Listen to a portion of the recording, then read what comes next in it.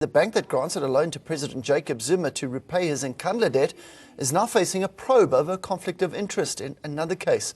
Under the scanner is a 136 million rand loan VBS is said to have given a company in which its chairperson and chief operating officer have an interest.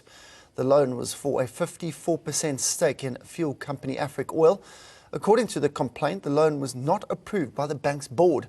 The Financial Services Board is yet to decide whether it has any jurisdiction to investigate the matter. Let's take a look at some of the details of the charges levelled and their rebuttal by the bank.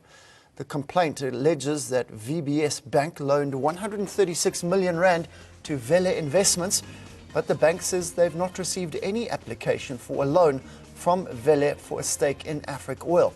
The letter claims VBS chairperson Tsefiwa Matodzi and its COO, Robert Matsonga, have undeclared interests in Vele Investments.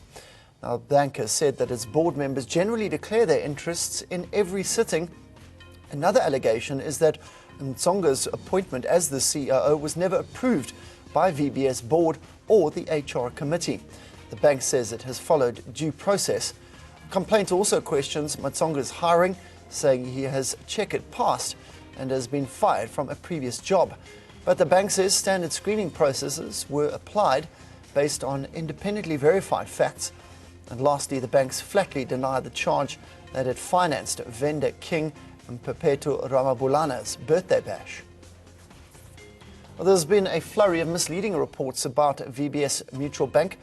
The reality check with some of the facts is that the bank says that it always sticks to loan processes no matter who the client is, and has rejected all allegations of going out of the way when it comes to favouring the president.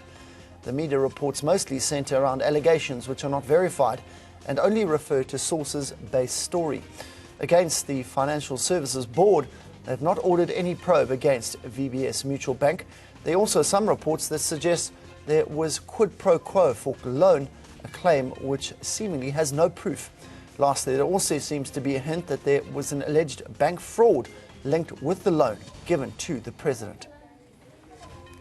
Last week, Monday, I was here at ANN7, and I made mention that we should be expecting it. So I was not surprised to learn on Friday evening that there had been earlier in the day, VBS Mutual Bank had had an impromptu audit by the Financial Services Board, and that visit by the Financial Services Board should be read and seen in the light of the decision that was publicly announced that VBS Mutual Bank had granted a home loan to the state president, in this case, Mr. Jacob Zuma.